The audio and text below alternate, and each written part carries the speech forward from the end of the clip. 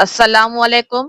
हिन वीडियो में हिकु इडियम सिखंदासीं। सिंधी में चवंदा आहियूं मुहावरो, ऐं उहो इडियम आहे अंडर द वेदर।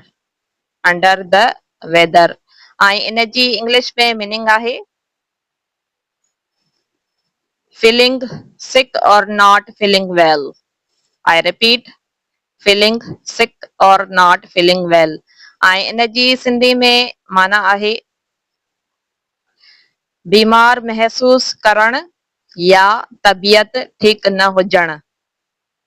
बीमार महसूस करण या तबियत ठीक न हुजण। हाणे हिन इडियम जो ओरिजिन ॾिसंदासीं। ओरिजिन जी सिंधी में माना आहे शुरूआत, यानी ही इडियम कॾहिं खां इस्तेमाल थी रहियो आहे ऐं हिन इडियम खे अंडर द वेदर छो था चऊं। ठीकु आहे, त मां ओरिजिन शो कयां थी हाणे। त ही ओरिजिन आहे हिन इडियम जो।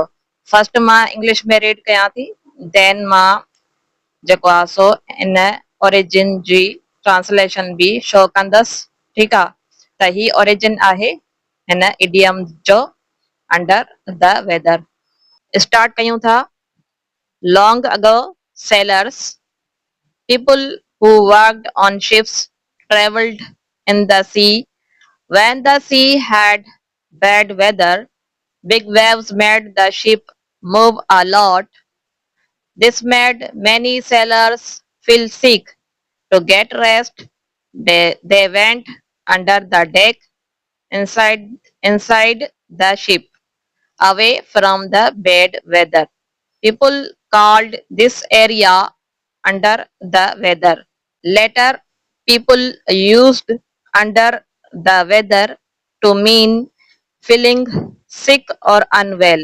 हाणे हिन ओरिजिन जी सिंधी में ट्रांसलेशन ॾिसंदासीं या पढ़ंदासीं। ही हिन इडियम जो सिंधी में ओरिजिन आहे अॻोणे वक़्तनि में ॿेड़ीअ ते कमु कंदड़ माण्हू समुंड में सफ़र कंदा हुआ। जॾहिं समुंड में ख़राब मौसम थींदो हो त वॾियूं लहरूं ॿेड़ीअ खे घणो लोॾींदियूं हुयूं। इहो ॾिसंदे केतिरा ई मला यानी सेलर्स बीमार थी पवंदा हुआ। आराम लाइ उहे ॿेड़ीअ जे हेठें हिसे में वेंदा हुआ, जिते ख़राब मौसम खां बचाव हूंदो हो। हिन हंध खे अंडर द वेदर चयो वेंदो हो। उन खां पोइ माण्हुनि अंडर द वेदर चवणु शुरू कयो जॾहिं को बीमार महसूस कंदो हो। हिन ओरिजिन में साल लिखियल नाहे त ही इडियम कहिड़े साल खां वठी इस्तेमाल थी रहियो आहे, पर मां हिकु हंधि पढ़ियो हो हिन इडियम जे बारे में त ही इडियम 19th सेंचुरी खां वठी इस्तेमाल थी रहियो आहे। ठीकु आहे, यानी हिन ओरिजिन जे मुताबिक़ जीअं हिन ओरिजिन में लिखियल आहे त अॻोणे वक़्तनि में ॿेड़ी ते कमु कंदड़ माण्हू जेके समुंड में सफ़र कंदा हुआ, जॾहिं उहे माण्हू बीमार थींदा हुआ न, त पोइ आराम करण जे लाइ ॿेड़ी जे हेठियनि हिसनि में ॿेड़ियुनि जे हेठियनि हिसनि में वञी करे आराम कंदा हुआ। यानी ॿेड़ी में हिकु हेठो हिसो हूंदो हो जेको आराम लाइ हूंदो हो। ठीकु आहे, जॾहिं बि को माण्हू बीमार थींदो हो ॿेड़ीअ ते कमु कंदड़, त पोइ उहो आराम करण लाइ न ॿेड़ी जे हेठे हिसे में वञी करे आराम कंदो हो। ठीकु आहे, ऐं ॿेड़ी जे उन हेठे हिसे खे चवंदा हुआ अंडर द वेदर। उन खां पोइ अंडर द वेदर खे माण्हुनि एज़ एन इडियम इस्तेमाल करण शुरू करे ॾिनो, यानी कि अंडर द वेदर खे एज़ अ मुहावरो चवणु शुरू करे ॾिनो। ठीकु आहे, यानी कोई बि शख़्स बीमार थींदो हो त हुन लाइ चवंदा हुआ he is under the weather, ऐं हिन जो मतिलबु छा आहे सिंधी में, त हू बीमार आहे। हाणे ॾिसंदासीं त हिन इडियम खे सेंटेंस में कीअं इस्तेमालु कजे। ठीकु आहे, त सेंटेंस आहे he did not come to the party because he was under the weather.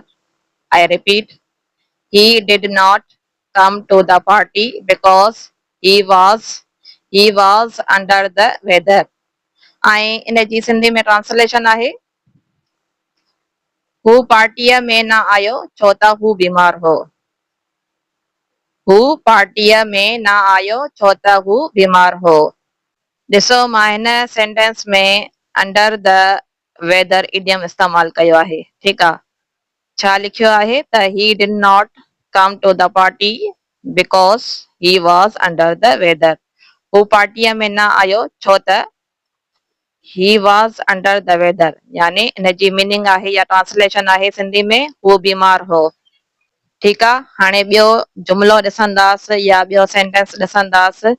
त ॿियो सेंटेंस आहे I did not go to work today because I was under the weather। ऐं इन जी सिंधी में ट्रांसलेशन आहे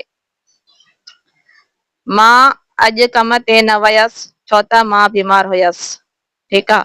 मां अॼु कम ते न वयसि छो त मां बीमार हुयसि। हिन सेंटेंस में बि मां इडियम यूज़ कयो आहे अंडर द वेदर। छा लिखियो आहे I was under the weather ऐं हिन जी सिंधी में ट्रांसलेशन आहे मां बीमार हुयसि। ठीकु आहे। आई होप त तव्हांखे ही इडियम समझ में अची वियो हूंदो। अगरि समझ में अची वियो आहे त वीडियो खे लाइक ज़रूरु कजो मुंहिंजी एप्रिसिएशन जे लाइ। Thanks for watching. अल्लाह हाफ़िज़ एंड टेक केयर।